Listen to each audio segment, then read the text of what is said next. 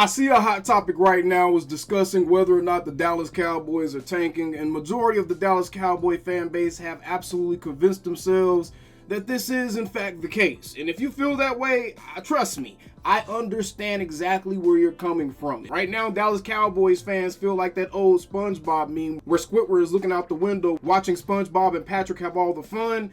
And that's a lot how Cowboys fans feel watching all the other teams in the NFL sign shiny new toys. But I'm not going to go ahead and press the panic button just yet, even though, yes, I have been incredibly disheartened by their lack of activity, specifically with the fact that we didn't get Derrick Henry. I've been campaigning for Derrick Henry essentially since October of 2023, and it didn't happen. But I had to take a step back, take myself out of my emotions, and really look closely to see, are we overreacting? Are the Cowboys actually tanking? Or are they doing exactly what they always do? So the easiest way to go ahead and check and see if the Cowboys are in fact tanking is to see whether or not their behaviors have changed. The best indication of future behavior is looking at past behavior, and that's exactly what we're about to do now, starting with 2016, essentially since the year Dak Prescott was drafted. We're going to take a look at every single signed free agent, not re-signings, not extensions, every single free agent they actually signed, the date those signings usually happen, and how much they generally spend on these free agents. Starting in 2016, we can see the full list of signed free agents here with Joshua Thomas, 1 year, $760,000, March 10th. Another March 10th signing, Cedric Thornton, 4 years, $17 million contract. Again, another contract roughly around that $4.5 million range, 4.25 to be exact. Then we have Charles Brown, left tackle, 1 year, $760,000, March 11th. March 11th again, Morris Claiborne, 1 year, $3 million. March 11th again, James Hanna, 3 year, $8.25 million. March 11th again, Kyle Wilber, outside linebacker, 2 year, $325 million. Now, notice, all of those moves were made within the first day or two of the opening negotiation period for the NFL free agency. The rest of these moves happened literally more than a week later, and all those moves I just named were moves that were minimal moves. None of these were needle movers, and a lot of these guys didn't even last in the NFL much longer after these contracts that they signed. So again, they made no impact signings in 2016, right?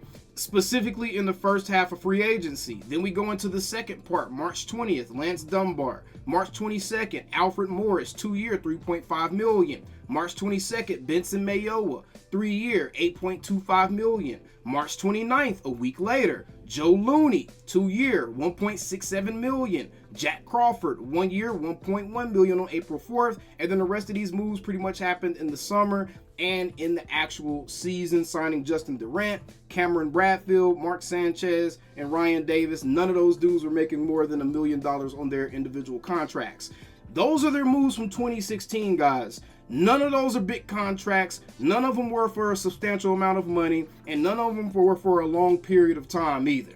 Let's go ahead and move to 2017. In 2017, we saw even less activity, with March 10th starting off with Stephen Paya, 1 year, $2 million deal. March 10th, Terrence Williams, 4 year, $17 million contract. Nolan Carroll, 3 year, $10 million contract. Another March 10th signing, DeMontre Moore, defensive end, signed a 2 year, $1.65 million contract. And this was all on March 10th, which would be the first day of the tampering period for the NFL free agency. And then they didn't make any other real moves until a few days later, on March 14th, signed a 1 year, $2 million contract with Jonathan Cooper, an offensive guard. And then the next moves after that were Darren McFadden, 1 year, $980,000. Kellen Moore, 1 year, $775,000. Byron Bell, 1 year, $2 million. Robert Blanton, 1 year, $855,000. Justin Durant, 1 year, $1.08 million. Ronnie Hillman and Luke McCown. Again,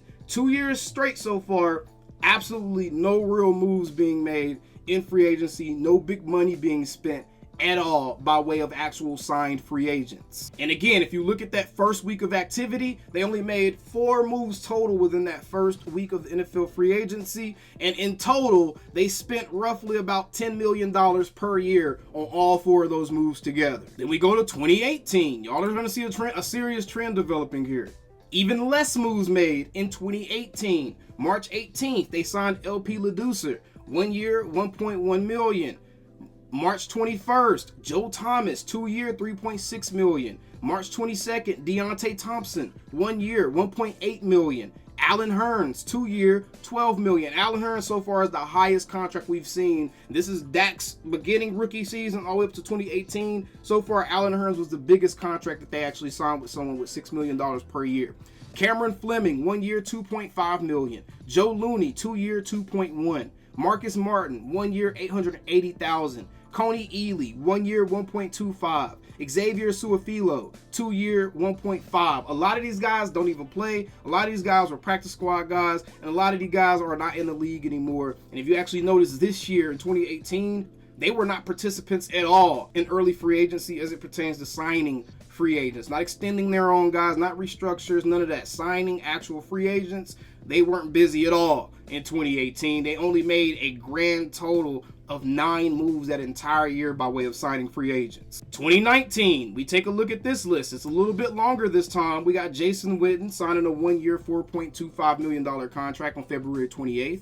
March 13th, Jameez Olawale, 3 year, $5.4. March 13th, Cameron Fleming, 2 year, $7.5. March 14th, Christian Covington, 1 year, $2.5. March 14th, Tavon Austin, 1 year, $1.75.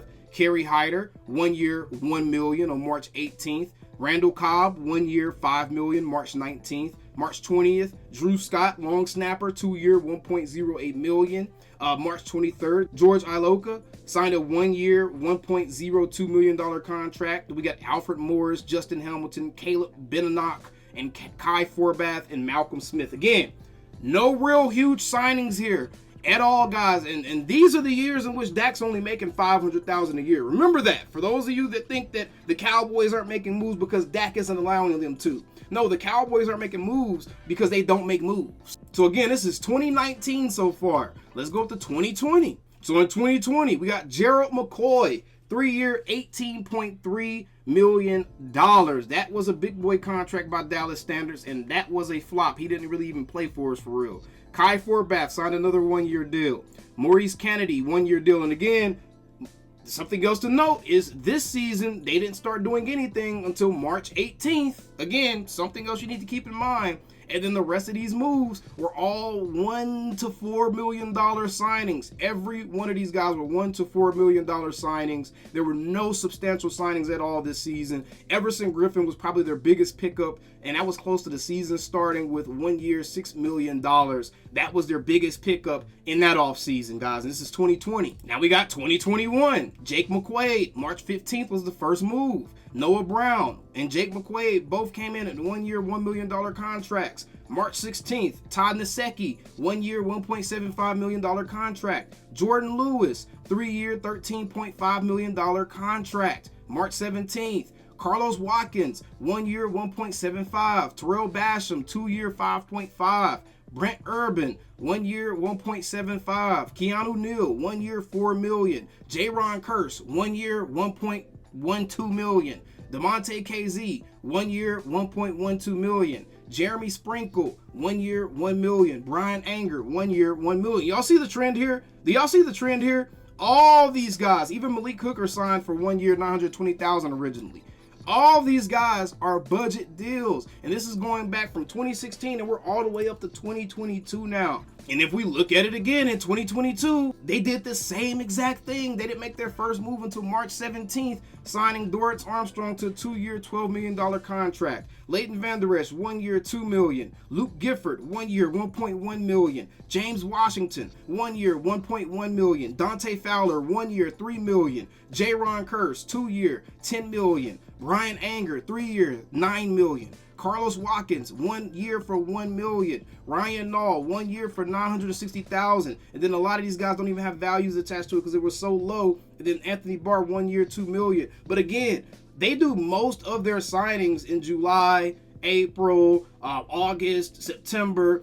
In March and early March, it's 100% bargain bin shopping, and this has been their history throughout time, guys. This is the whole time Dak has been here. These are all of the actual free agents that they've signed. So I don't want to keep hearing you guys talk about, oh, Dak's keeping them from doing X, Y, and Z. He absolutely is not. And then 2023, we can see the signed free agents: Donovan Wilson, Leighton Vander Esch, CJ Goodwin, Cooper Rush, Ronald Jones, Rico Dowdle, Dante Fowler, Chuma, Trent Sieg, Takaris McKinley, which is Tack McKinley, Jonathan Hankins, Tyron Johnson, and Ben Banogu. Again, these are all their signed free agents for 2023. Didn't do anything in 2023. Their first move was made March 14th, Donovan Wilson and Leighton Vander Esch. Then they got CJ Goodwin. Cooper Rush got re-signed. Ronald Jones was probably their first outside signing, and that came on March 21st. That was their first outside signing last year. I don't think people actually remember. And then so far this season, we haven't done a damn thing. We're par for course for what they usually do, guys. That's my whole point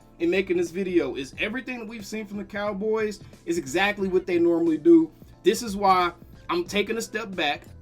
I'm not going to hit the panic button. I'm not going to sit here and say that they're rebuilding, they don't want to compete. They're doing exactly what they always do. So if we feel like they're rebuilding this year, then we should have been saying the same thing every other season. Just because there was a ton of free agents that a lot of us wanted on this team, that doesn't mean that the Joneses were going to operate outside of their norm. And they have not. They've stayed true to that. All right, so I'm just making this video to say, no, I'm not happy with what the front office is doing. No, I'm not defending the front office in this video, but I am trying to talk to the fans. You guys watching, trying to tell you guys, just relax a little bit. Don't buy into, oh, we're tanking and all that other stuff. The Cowboys are doing exactly what they have always done. Which leads me to say, we still them same old Cowboys. Calling me, texting me, paging me, asking me, am I still them boys? Y'all usually check on me. Listen. I'm still them boys. Hey! Woo! Oh, shut up, my boy. Hey! I'm still them boys.